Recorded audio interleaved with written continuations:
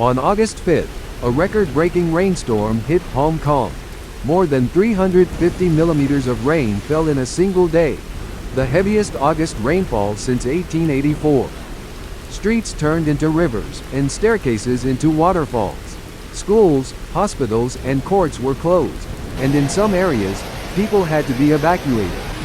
The Weather Service issued a black rainstorm warning, the fourth in just 1 week. Hundreds of rescue workers, pumps, and equipment were deployed to remove the water. The hardest hit areas included Tseung Kwan O, Tai Po, and Pok Fu Lam. Experts link this extreme weather to climate change and monsoon activity.